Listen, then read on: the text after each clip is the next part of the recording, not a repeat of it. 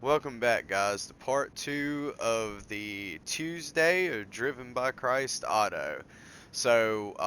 Johnny gave us a call for our Tuesday morning work order. We was able to get a Hyundai Tiburon in while we were after lunch, after we got finished, me and Jamie, after we got finished eating, I went ahead and ordered. Every body part was destroyed. There was nothing on the body I could fix, and you already know you can't repair headlights or glass. And I don't think you can. I think you can repair side mirrors. I kind of forgot, but either way, I had to reorder every body part on the car. So I called up what is it? Body Workstation, and I also had to call up in the interior shop downtown, interior warehouses, and I got all new interior, all original interior. So, anyways, let's get over here and take a look at what our welders have done. So, the welders were able to go through and fix most of the stuff on here. A little bit of welding was involved. There's a few places where they had to, cut out and weld a few pieces of paneling back in. But other than that, we got the new subframe. We added the new plastics on here.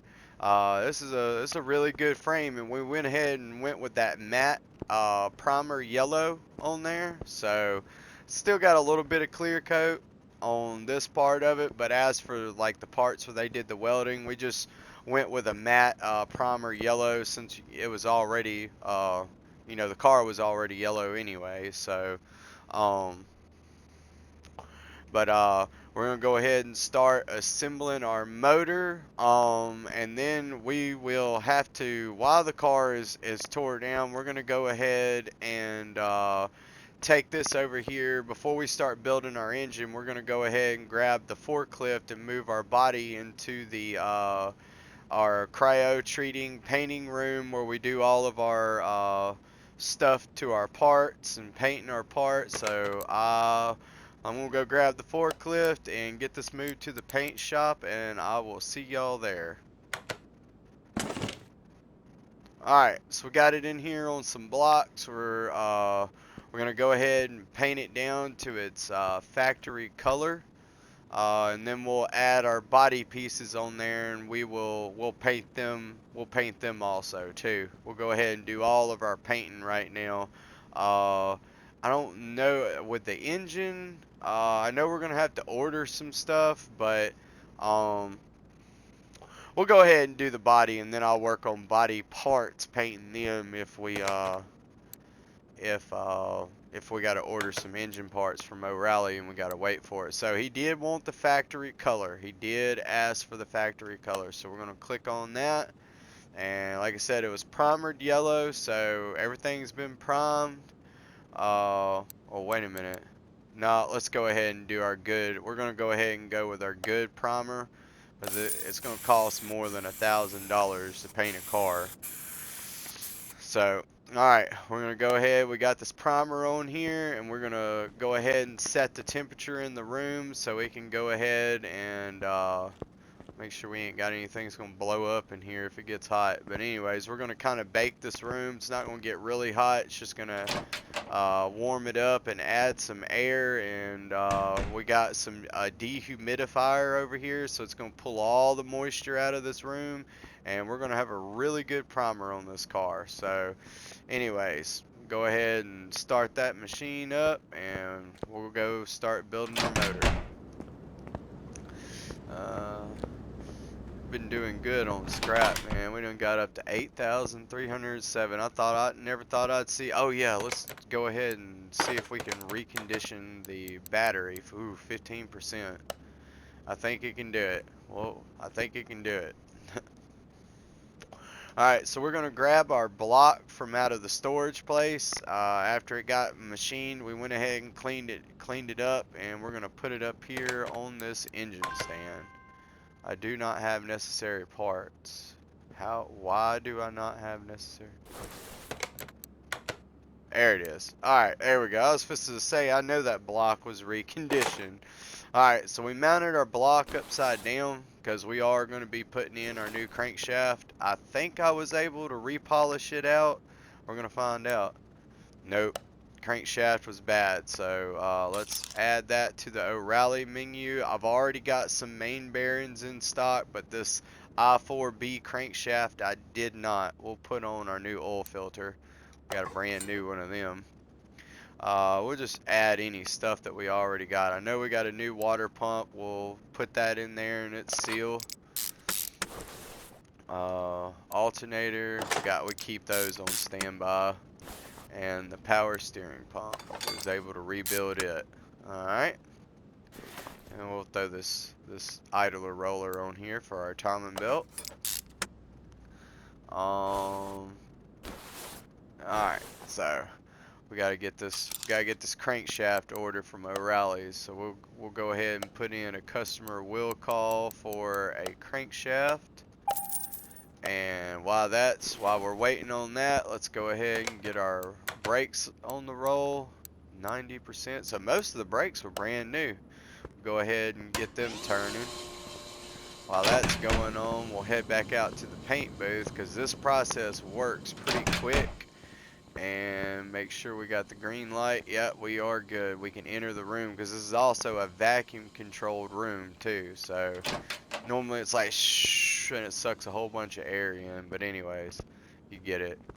Alright, so yeah, look at it now. That primer's looking good. Now we can go ahead and throw our coat on here, which we use the House of Color paint. It is a what is that? It's like an acrylic enamel. It's a one shot hit. It's got 1 part paint, 3 parts clear coat. They're chemically separated where whenever you spray the paint and the clear coat, the paint is drawn to this primer that we got on this vehicle. So the paint layer goes immediately to that, and then the shiny stuff that's left on top is your triple layer thick of clear coat. So you're not having to paint the car, sand the car, put a clear coat, sand the clear coat, you know, all this stuff. This is a one-shot stop. So we're going to go ahead and get the paint done on it. Already got our paint machine going. We're going to go with that factory color, and we'll paint it. Alright. Yeah, that's looking good. Looking good. Alright. So we're going to go ahead and we're going to reset this room so it can, you know, do its thing. Pull all the moisture out of the room. Put a little bit of a vacuum on it and add some air into there and dehumidify it. So once we shut that door, it's going to start its process. That way, you know, within just a couple of minutes, that paint will be dried and cured. It's called, kind of like sublimation. Whenever you create a vacuum to water, it can actually boil at room temperature. So I'm pretty sure there's like some cool scientific reason why this would happen, but I'm going to let the science people figure that out. I just got a really good imagination. But anyways. Alright, so we got our crankshaft in from O'Reilly's. We're going to pull it out. We are going to put assembly lube all over this thing. Just coat it with assembly lube. You don't have to put it out here on the ends of the crankshaft. You at least want one surface that's, you know, kind of dry where it don't slip out of your hand. You drop this bad boy on the ground, it's back to remachining it. So let's go ahead and slide it in, and we'll put our rear main seal in. Alright, so once you would slide the crank in, let me get out of this view so you can see what I'm talking about. Once you slide the crank in, this plate back here has a rubber, like a seal that you would have to tap in, and then you would put some of that import gray or Honda Bond, whatever you want to call it, silicone on the back of here, and run these bolts down, and that's what seals the crankshaft up. And it keeps it from leaking oil. And then of course up here you got a front main seal that, you know, you just slide it in and it normally works. You don't have the big one like you do in the back. So anyways, we got our rear main seal in, we got our crank in, so let's go ahead and start adding our main bearings. Now with these, you would want to put some assembly lube, and they will have bearings in between the block and the crankshaft, and also a bearing in between the main bearing caps that you would have to put into there. This is just a factory build, so since this is a factory crank, we can go in with the OE bearings. Everything should go in really good. And then, like I said, you would factory torque all these down a three set torque sequence. They only simulate one on here, but we got a real quick time lapse. You would do that with all three of these. Start out in the center and work your way out. Alright. Assembly lube on everything. Now you don't want to put, in a real life engine, you don't want to put assembly lube in between these main bearing caps and the bearing that snaps into it that rides up against the crankshaft. You want that to be dry there. You definitely don't want a main bearing spinning. It can be bad. But alright, so we got that in, so we're going to flip our engine block over, and I've already got a set of pistons for this car, and we're going to go ahead and get our little piston ring compressor where we can pop these pistons right into the cylinder. Are you kidding me? Alright, oh yeah, that's right. Let me check my order info through O'Reilly's, because I know I put in, yeah, here's the order form right there, and I should have ordered 4. And let me see. Let's see what we got. Alright, it should be right in here on which shelf. Here we go, this shelf. Yeah, there they are, right there. And we also got our other parts for this car waiting in here too whenever we get ready to put them on. I ordered all of them at lunchtime, and we went ahead, and by the time we got back from lunch, we had boxes everywhere, so we brought everything in here. But yes, we do got our pistons, so I knew we had some. I'll have to wait for O'Reilly's on that. Alright. Let's go ahead and slide them in. Now remember, you would have 3 rings on here. You know, your main compression ring, oiler, and a wiper ring. So your first ring is what's really taking all the abuse. On here they just simulate 2. But anyways, real engines, they're gonna have 3 rings on it. I think I've even heard of some of them even having 4 and maybe more. I don't know. I may be wrong on that. I wanted to say that diesel engines had more rings on it to help build up the compression. But anyways, we got them slid in, so we're going to easily rotate this engine over. Make sure our pistons don't, you know, slide out the bottom or fall out of it. They shouldn't, but if you put sprayed some WD-40 down in the cylinders, that way you ain't got metal to metal, you know, they may slide out.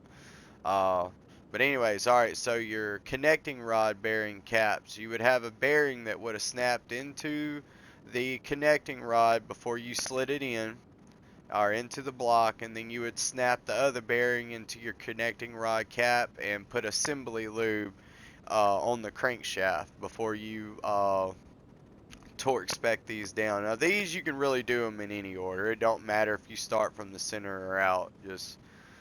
We're just gonna go down the line. Alright.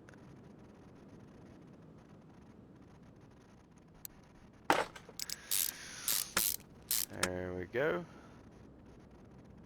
And I want to say connecting rods have a 2-step torque rating. Oh, I don't think you got to do 3 on them. I normally do 3. Whatever the final is, I just, you know, divide it up into 3 and go with it. So, alright, so before we put this new oil pan onto here, you would take some of that Honda Bond or import gray, and you would take your finger and put you a nice little thin layer around all of this before you put on your oil pan. And put it on there. Because most of these are machined aluminum. They don't even use gaskets in between them. They just put the Honda Bond on it and let it go. Or at least they love the the Honda bond on the K series motor. They just like, you know what, we don't need gaskets. And I'm glad, because that B series motor, Lord, I hate the gasket on the oil pan on that thing. It always leaks. It don't matter if you put a brand new one on there, it still somehow leaks afterwards because of the way that they designed the oil pan. I want to find me a more so 6-quart oil pan with a welded in baffle in the bottom of it. That way I don't have to worry about the engine cavitating with oil. Alright, so we got that on there. We technically could put our little lock on here and go ahead and install our clutch right here, but I think I'm gonna wait. We'll do all this. You can attach your fuel filter to the motor right now. You know, we'll go ahead and do that. Now we always put performance plugs, fuel filters, and air filters on cars. That just comes with Driven by Christ Auto, just that extra little oomph for it. So we're gonna put that on there.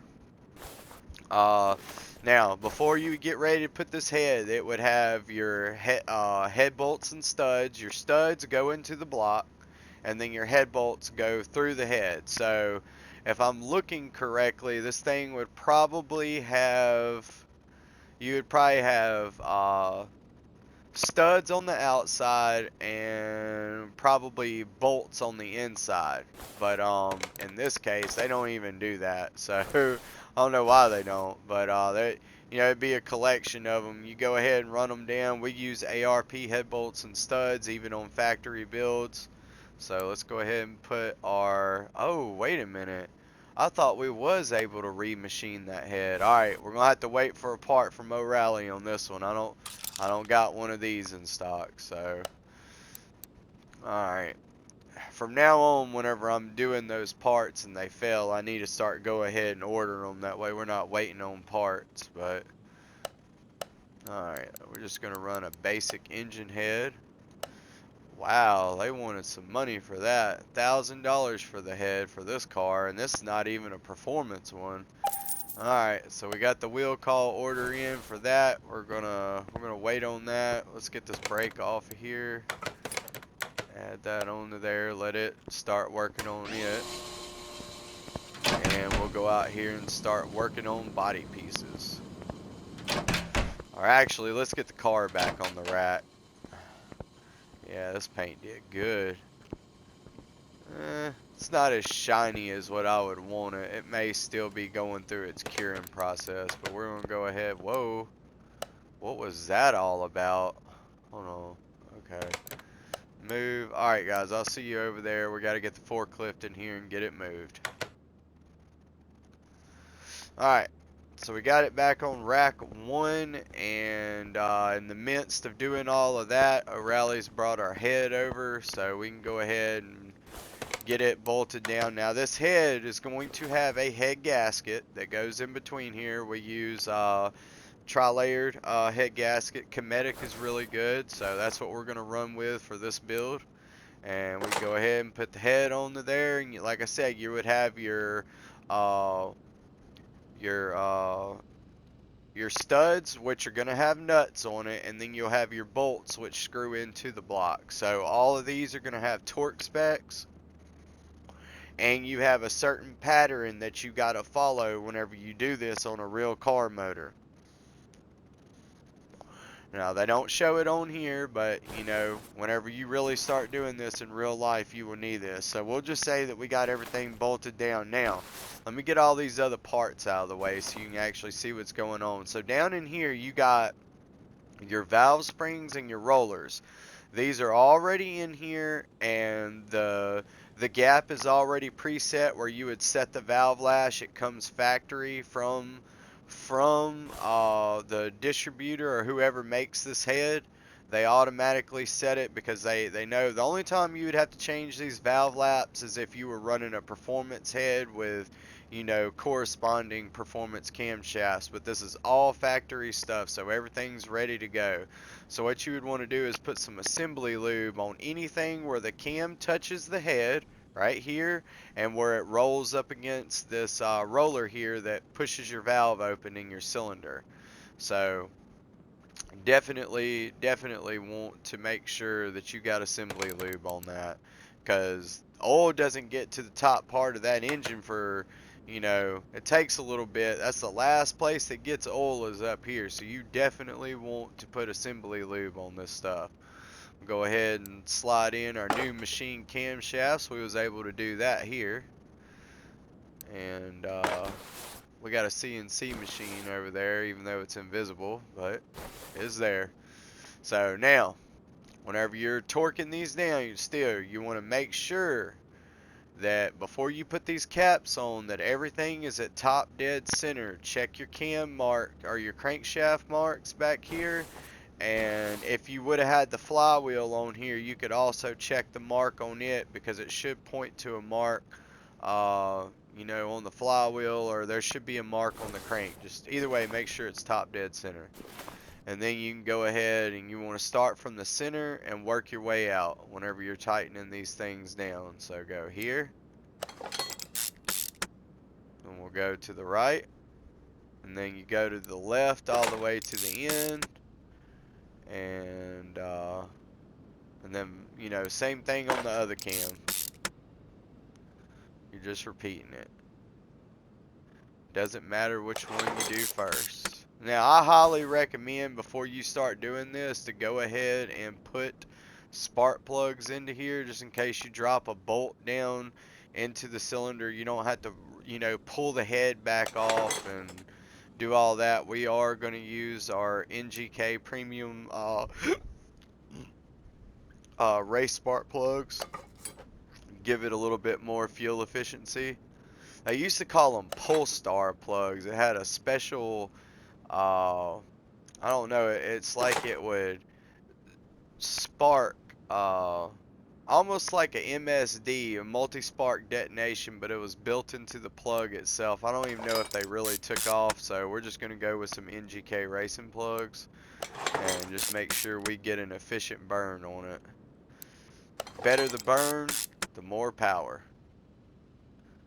Alright, got that on there, and then we should have our valve cover. Remember, now before you put this valve cover, make sure you put a thin coat of that import gray around the top side of it, in case it doesn't have a valve cover gasket. And you're also going to want to put some of that import gray around where the spark plug tube seals are, because they love leaking oil down onto the spark plugs, and it destroys ignition coils too. So let's go ahead and do that. You know what? Hold up. I don't think he would say anything. We're gonna do something real quick. We're gonna take this part real quick, and we're gonna go out here and we're gonna paint it. I think our parts actually come the factory color on the car. I hope they did. Let me see. Let me go to the painted part. I gotta get to the let's see. Those are all the other car parts. It looks like they're all white. It looks like everything comes white. I'm trying to find the stuff for this car. Got a lot of parts to look through. Let's see. Okay, so yes, they did. Let me see. Did they come white? Nope. Factory color. They did not come white.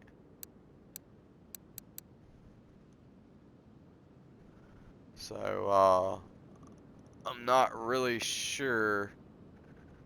What we'll do is we will apply this, and then we'll just go ahead and reshoot the whole car. But let me do this engine part. We're going to hook him up with that. I don't know how that's going to work, because it's saying the factory door color was black, but I know the factory car color was white. So we'll just apply the doors, and then we'll repaint the whole car again, give it that extra coat of paint just so it'll last longer. Let me find that engine head cover. There it is, right there.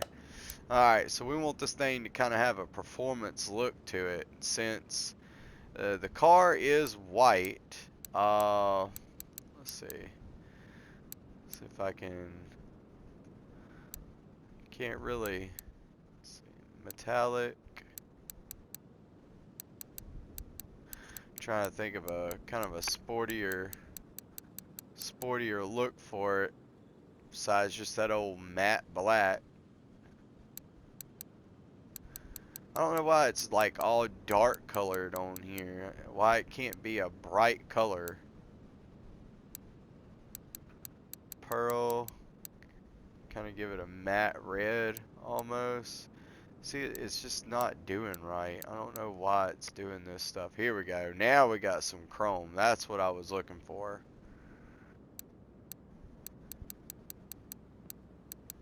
Let's see. A blue looks pretty good. We'll go with a blue on it. We'll just get a bright, kind of like a deepish blue and put on there, because this is a turbo motor. Ooh, now that does look good. That almost looks like carbon fiber. It looks better than what it was. We're going to go with that. Let's go ahead and do that. Kind of give it that carbon fiber look going on. Alright.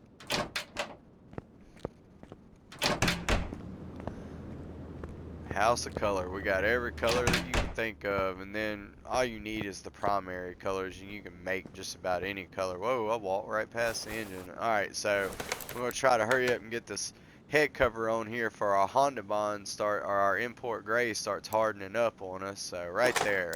Oh yeah, look at that. Looks a lot better. Got some shine to it. Almost looks like a carbon fiber cover, but either way, we got it on now. Ignition coils, we're just gonna run with some of our, I think we got some factory ones. I keep factory and performance ones in. We could throw the performance ones into there. You know what? We're gonna hook him up. We'll give him some performance ignition coils. We want to give him a little bit more bang for his buck for sending his work down here with us to us. You want to go ahead and put in these injectors first, and we did bench flow test all of our injectors. They're all shooting within the same tolerance, so shouldn't have one cylinder getting more fuel than the other or not enough. None of that stuff going on. And these are going to have O-rings that go in the end of them, and I don't know if these are threaded style or you screw these in and then they got a point where they stop and then you plug them, or if it's like a locking mechanism. I'm not really sure. All I know is they're direct port injectors, so they go straight into the cylinder.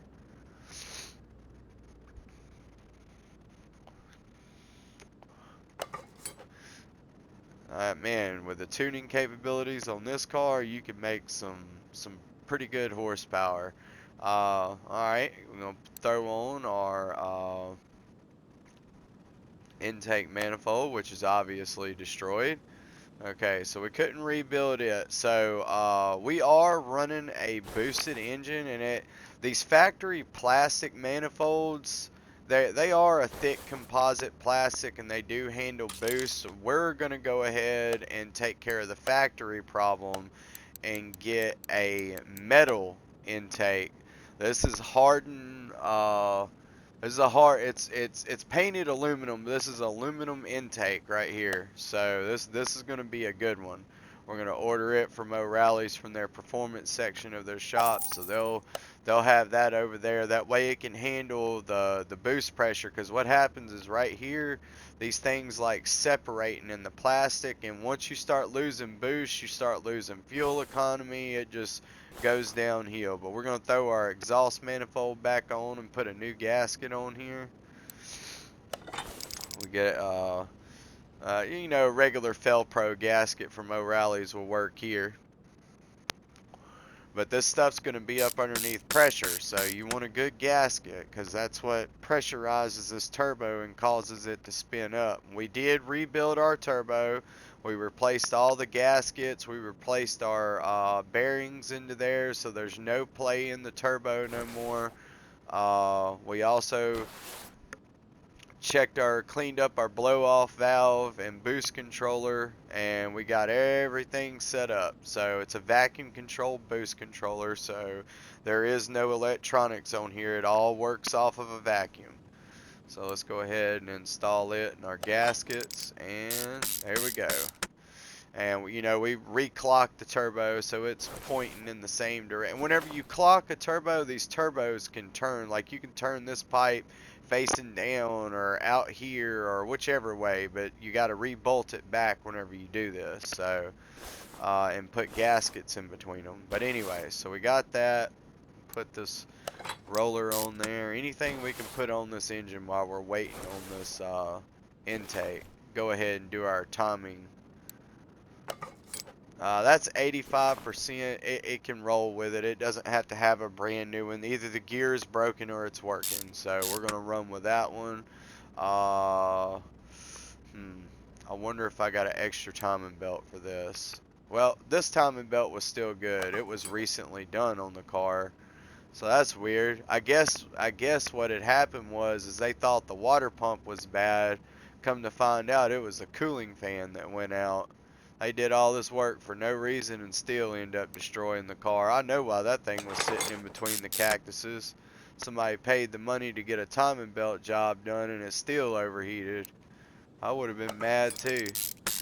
Go ahead and put our cover back on here. Now watch it, whenever you're putting these covers on, sometimes you have to put the Honda on, or they got a little rubber gasket that goes on there. Make sure that the gasket stays on and doesn't fall in there with the timing belt, because it can be a catastrophe. So we'll go ahead and slide our harmonic balancer on. What I like doing is taking a real thin layer of like lithium grease and putting it, our axle grease, high temp wheel bearing grease, and putting it onto here before we put this harmonic balancer on and torque it down to spec. That way the next person who works on this is thanking us that, oh God, I didn't have to go through you know, literally Hades to get this thing off of here, because sometimes people don't have the special tools to pull these things off. So a little bit of grease goes a long way. Let's go ahead and put that on there, torque it down, and see what we can do is we can, since we're going to torque it, we're going to have to go ahead and put our flywheel on. Let's see. See, I think I got a factory flywheel. Yep. And what we can do, you can take the little tool. We ain't worried about the clutch. We're going to put our little tool that locks this crankshaft down, and then we can go ahead and torque this bolt down into place. Alright, so we got that done. It's torqued. It's ready to go. I should have some of these serpentine belts in stock. Well, nope, I don't have that neither. We're getting to the point, guys, where we can literally run through the whole parts menu and just start building our warehouse up of parts. So, but this belt was still good, so we're going to go back on and put our tensioner roller back on.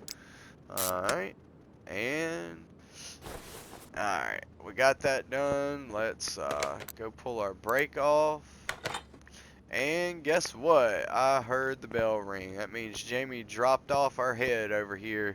She got a little door back here in the back of the shop, and she put our parts. She normally puts parts on this shelf. Let's see if we got it. Yep, there's our intake manifold. So I'm gonna grab it out and take it out here, and let's go ahead and put our performance manifold on. Now, there's going to be a gasket here, and it's going to be a pretty good one, because this manifold that we're putting on is going to be able to handle a lot more boost, which we kind of messed with the boost controller just a little bit, just to kind of squeeze a little bit more out of this engine, since we did upgrade the ignition, and we are going to be running a high flow fuel filter, so he will be able to get a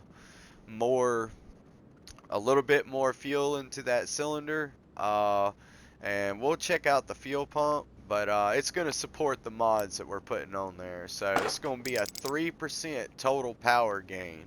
So this is a casted aluminum. It's not plastic, even though I know it looks like it's plastic. They just paint it black, so it can handle a lot more boost pressure. And then we you you know, cleaned out the throttle body, and we will have to do a relearn procedure on it because this is drive-by-wire. Alright, we got that on, and now we got to put our timing components for our variable valve time. This is where it can electronically control the advance and retardation of the cams to get you basically the best power in the whole RPM range. Good idea. 88% is still good. Nothing major with the chain. It can still be reused. It's still in the green. So there we go. Now, this component gets filled with oil whenever this engine's running, because all this stuff has to be oiled. So there will be some import gray that goes around this mating surface. You know, just apply it with your finger and go ahead and put your cover on.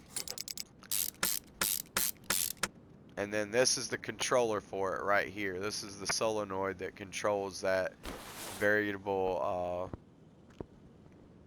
camshaft. So anyways, we got our engine assembled, so we're gonna have to go get our motor hoist and get it set up in front of the car. We're just gonna roll the engine stand over here, and well, we ain't gonna make all this noise with this thing, because I know this thing will be loud. Alright, and we'll grab our engine and bring it over here and put it on the engine stand, or on the motor hoist. So we'd roll this whole thing in there. Alright, let's see. Activate engine stand. And, so, alright, and we're gonna go ahead and we're fixing to install this engine. Now we're just gonna hang it in there by the motor mounts, and we'll go ahead and put our. But before we do that, we're gonna leave this engine hanging here, and we are going to move this car back into the paint shop. And we're going to apply our body pieces and go ahead and paint it. Alright, let's see. Paint shop. Alright, so we got the car on the stand in here. Let's go ahead and start adding body pieces. Yeah, see, they come with that primer black on it. So we'll go ahead and glue in our windows and put our window regulators in, windows and side mirrors. We ain't gonna put no lights in. We don't need lights because we're gonna have to paint all these surfaces. We'll tape off the mirrors though. In fact, we ain't gonna even put the glass in. I'm gonna go pull that out. That's just less stuff we gotta put in. We just want the stuff that needs to be painted. Alright, yeah, let me get this glass out of here. Alright. So all this needs to be painted. Let's go ahead and do it. Paint. Factory color. Alright, so we got $2,000 invested in the paint.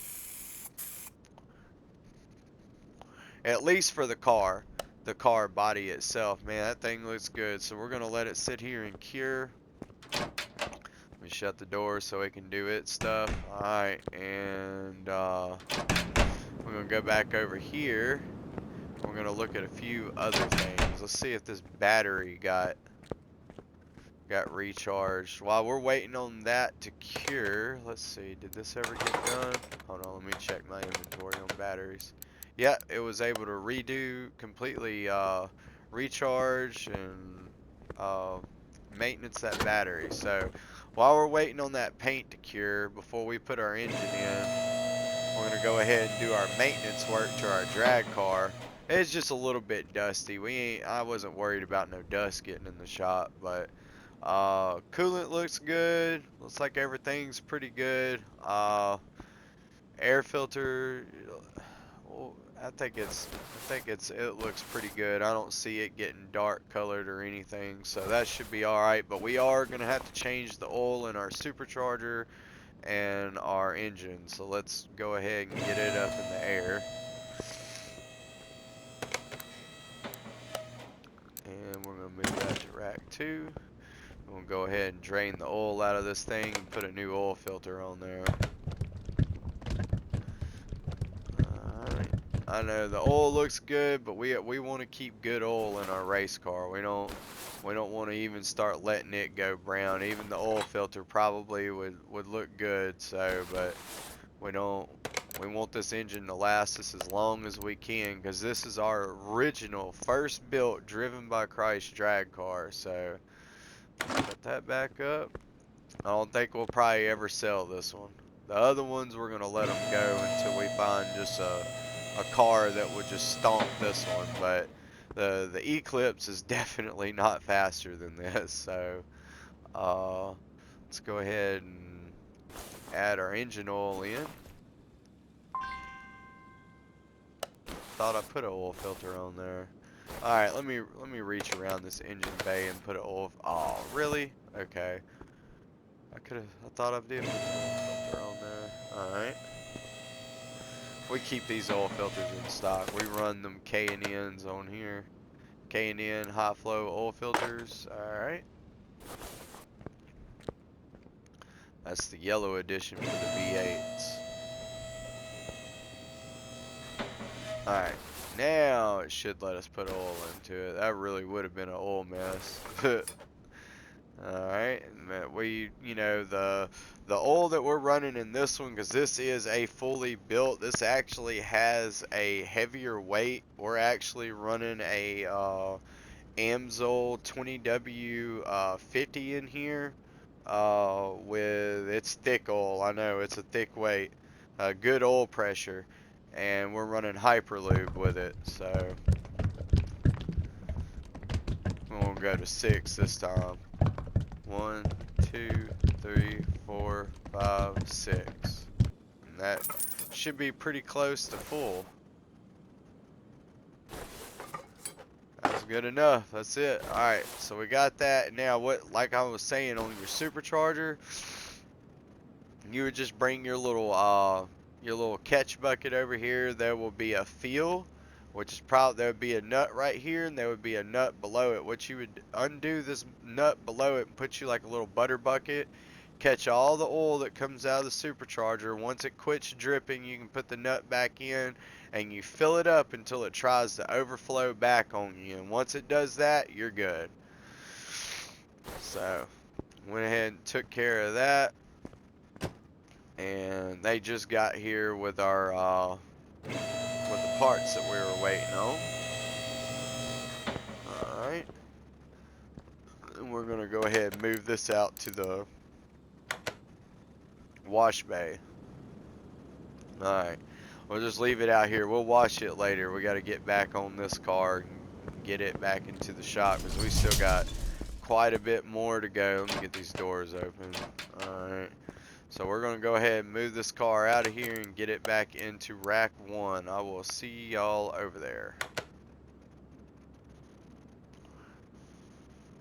Alright, so we got it back on the rack. The paint is immaculate. It turned out really good for a factory color. It's not a really high gloss paint.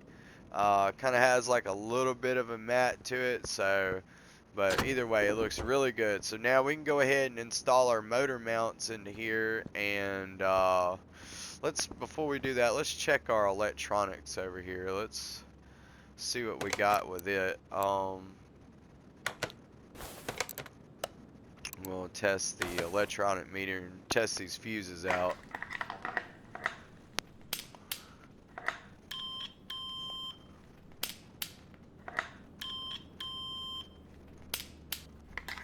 Alright, so all the fuses checked out. So we don't even have to mess with that. We can leave that in there and we can go. Whoa, where'd our engine stand go? I guess, I know Jamie didn't move this on her own. Alright, let's get it back up in front of the rack. Because it's got an engine hanging from it. You got to pretend an engine's hanging from it, okay? Because that's where it is. I'm going to go ahead and install it, because I'm clearly not walking around with an 800-pound motor on me. Alright, so here we go. Alright, so we got the engine in there. It's just hanging by the motor mounts. We're going to send this thing back on over there. And we're going to get it up. And we're going to get the subframe up underneath it. And we can start applying our other stuff. Alright, let's see. Assemble mode. Whoa. Oh, yeah, that's right. Alright. Alright, let's get our subframe. We'll put our additional motor mounts on here. And of course, you know, you would have to have the little lift to bring this up into place while you run your bolts in. We use polyurethane bushings. They're a lot tighter, a little bit more vibrations you can feel in the car, but it's a lot more quality of a bushing instead of using the soft rubber ones that come with it for factory, which we know people are going to be running this car. This is a sports car. It's meant to have some fun with, so we want some stuff that's gonna you know, perform up underneath the aspects that this car is going to be driven in. So alright, we got the subframe in, so now we got a supporting factor for the motor, which, you know what, we're not even going to move this because now we got to take this back down. I forgot we can't put the transmission on this car with the subframe in the way. I keep thinking that I forgot some of these cars are different. The rack and pinion and the sway bar actually hooks to the frame on here, so my bad. Nobody's perfect. Here we go. Let's get this out of the way. Alright, so now that we got this out of the way, let's go ahead and install our clutch kit. Let's see what we got. We're just going to run with the factory clutch. It's a pretty good clutch from the factory. This was a turbo motor. It can handle the little bit of extra horsepower that we're going to be throwing to it. Good pressure plate. Throwout bearing, we're going to put a brand new one on there. We definitely don't want to have to be pulling this transmission back off for a throwout bearing. Alright, so now that we got that, let's go ahead. And we also, we got a 3-star gearbox for this, but we're going to save that for our cars that we're going to rebuild. Like if we get a duplicate car,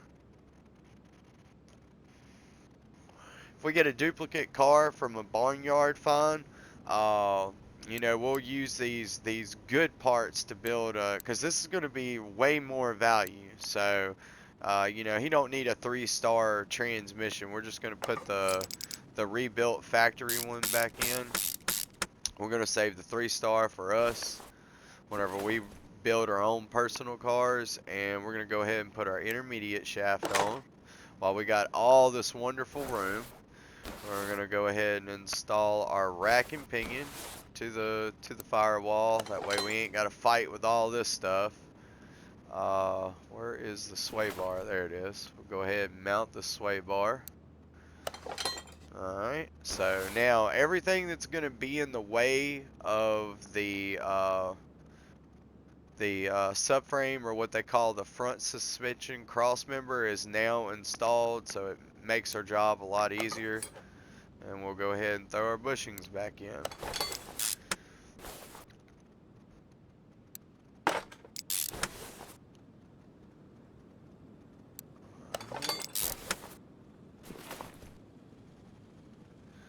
Last one.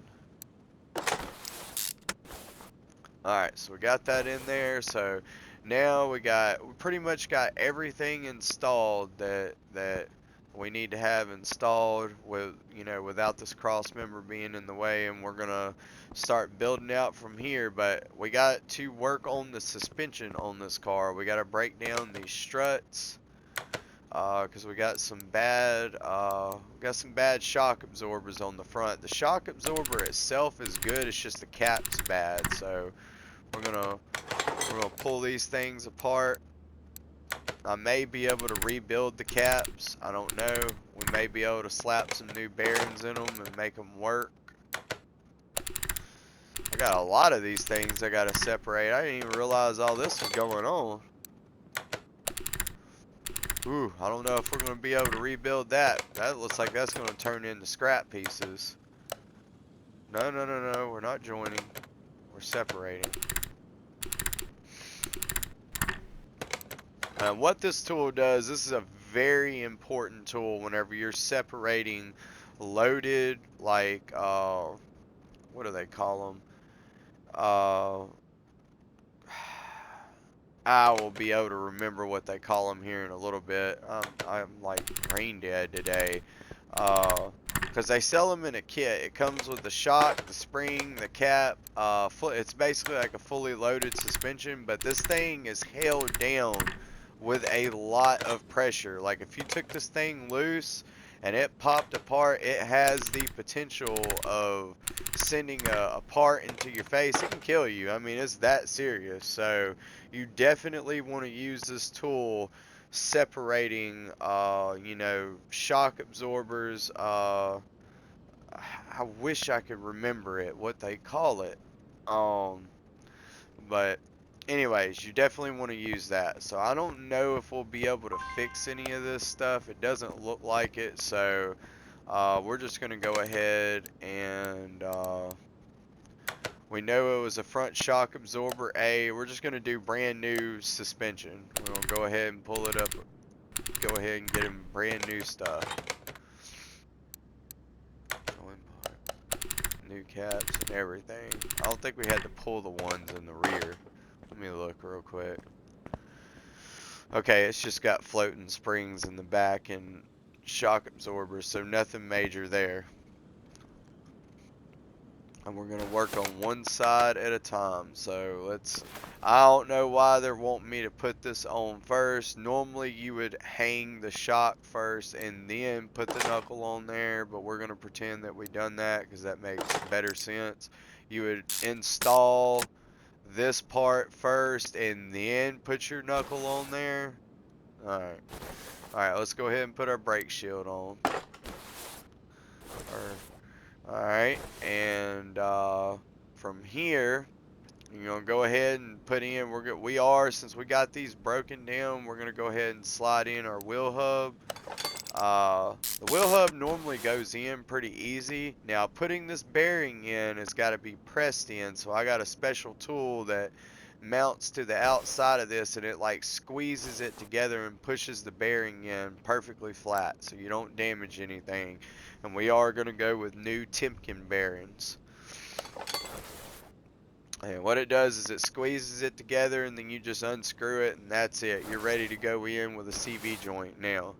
Because see, you got your lower control arm undone, so this is going to sway, pull out a little bit where you can get this knuckle up into there. Alright, let's go ahead and put in that CV joint. Alright, and then now you can go ahead and put the lower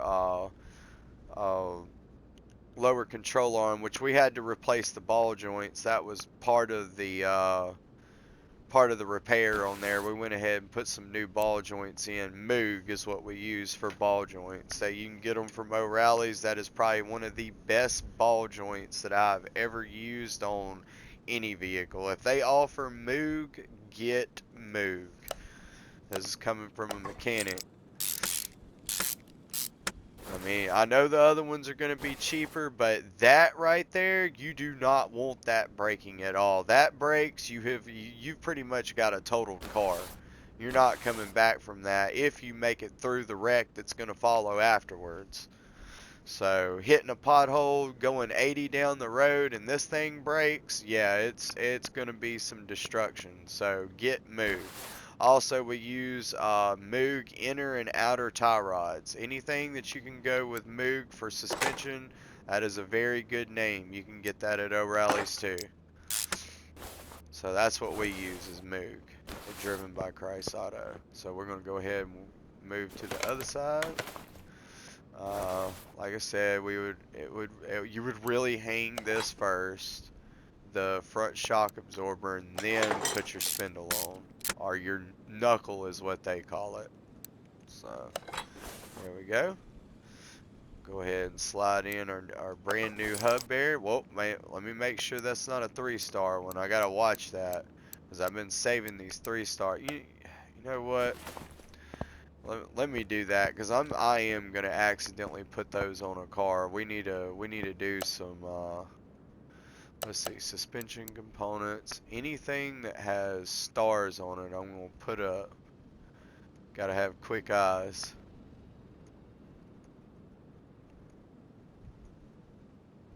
Where is it?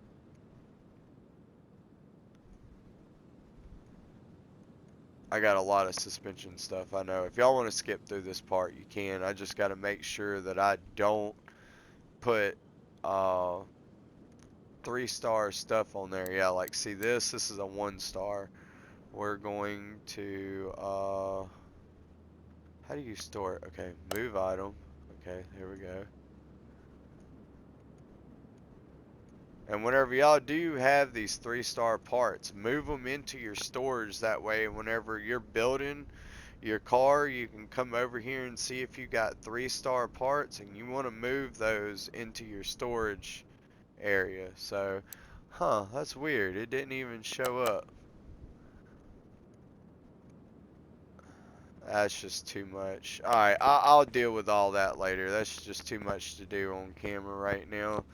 But yeah, make sure you store all your 3-star parts and save them for your personal cars, because it like stupidly increases the value of a car whenever you do that. It's like, I think it's like 3 times the value of the maximum cost of the part. So like some of these race heads cost like $2,000. If you got a 3-star race head, that's a $6,000 head of value. So make sure you do that. All right.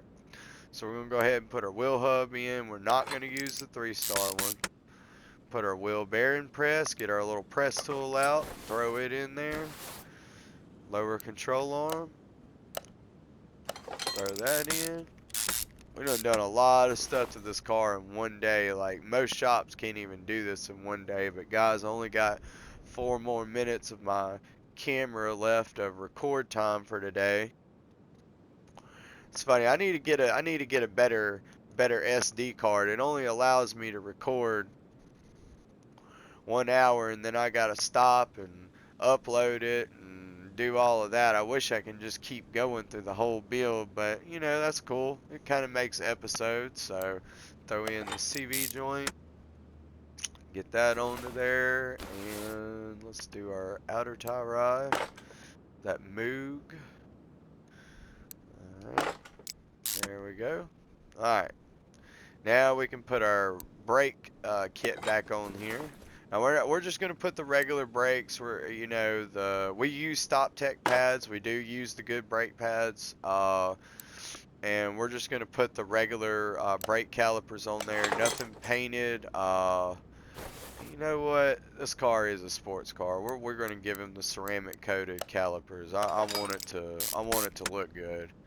So you know this car came to Driven by Christ Auto whenever you're getting ceramic coated calipers and you're getting the best of the best with what you can get. Now we're not going to be throwing slotted and drilled rotors and all that other stuff on there. We ain't going to get too wild and out, but we are going to give them some good ceramic coated, because 75% of your braking power comes from the front of this vehicle. Because if you had a lot in the back, man, it would lock the tires up. And then, does it got disc in the back too? Let me see. Yep. We are gonna have to do that. We're just gonna pull the brakes down in the back too. We're gonna resurface these rotors. I should have done that in the first place. That's gonna be on me for this. We're gonna have to ceramic coat some more rotors too. Our brake calipers. Alright, so anyways guys, that's pretty much going to wrap it up for part 2 of this. There is going to be a part 3 of the Hyundai Tiburon, because we do have to reprogram the computer and tune it with our supporting modifications that we got, and assemble some body pieces. So I am going to go ahead and stop here. It's been great. It's fun. I love making these videos and spreading the words of Jesus Christ. So we're gonna finally have a part 3. I think we had a part 3 in another episode. I don't know. I done made too many. But anyways, guys, thanks for being here. If you're liking the content, and if you can relate to this, maybe you've been an O'Reilly employee before, or you just like working on cars, or you're interested in it, feel free to, subscribe, like, put a comment. I like to know that I exist. But anyways, I'll catch y'all later, guys. And we'll catch you on part 3. Bye.